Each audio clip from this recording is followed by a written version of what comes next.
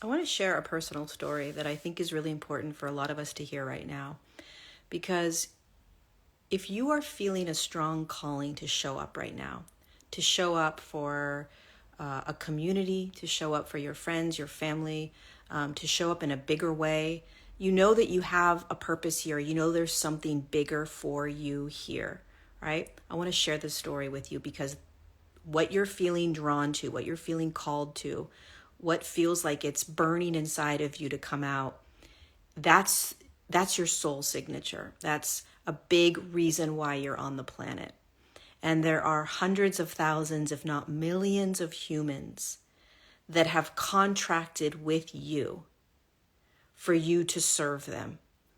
And there's millions of people that have contracted with them to serve them.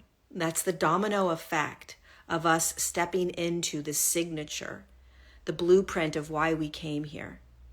And what happens is that we are born into a planet that is full of programming. And so we are raised with a lot of insecurity, self-doubt, unworthiness. Who am I? I can't show up. I can't speak my truth. No one's going to listen to me. Everybody else is doing it. I don't know how. I shouldn't be making money. All these limiting beliefs that are thought forms that create our reality. The problem is that it's stopping us from stepping into what we're here to do.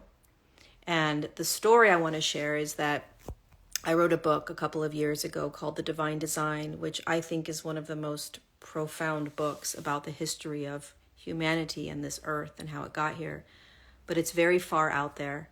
The information is pretty out there, and it hasn't really been spoken about or taught. And anyway, when I wrote it, took me 4 years, and I was hesitant the whole time, but I just kept doing it because I knew it was part of my signature. I knew it was one of the reasons I was here on this planet. And when I published it, I was in a really insecure place. And I didn't talk about it really. I did do a tour in Europe, and I was really happy to do that, but I was feeling very insecure.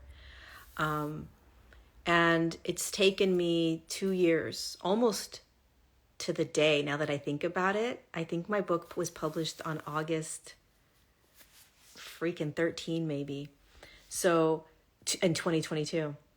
Taken me 2 years to start to peel back what has kept me from impacting millions of people with my book because of how insecure I was and how I didn't want to share. I didn't want to talk about it. And there's been a lot of work that I've had to do on myself around this and that I continue to do. And it's not easy. It's very, very uncomfortable. It's very crunchy, this work. But if you have a real deep pull in you to show up, and there's something for you to do here on this planet, it's not going to be easy. You will be tested with all of your deep, deep limiting beliefs.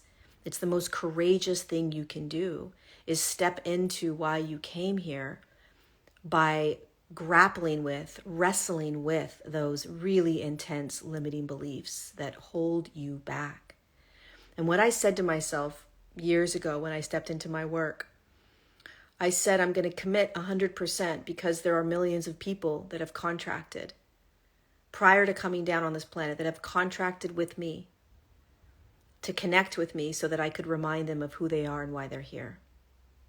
And if I don't do that because of my insecurities, because of the limiting beliefs that have been placed on me, because of this planet that we live on, shame on me.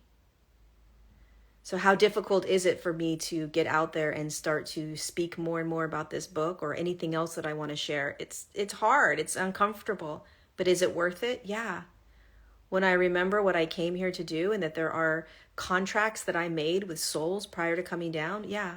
There are contracts that you have made with hundreds, thousands, maybe millions of souls prior to you coming in, that you were going to assist them in some way, shape, or form. It's contracts.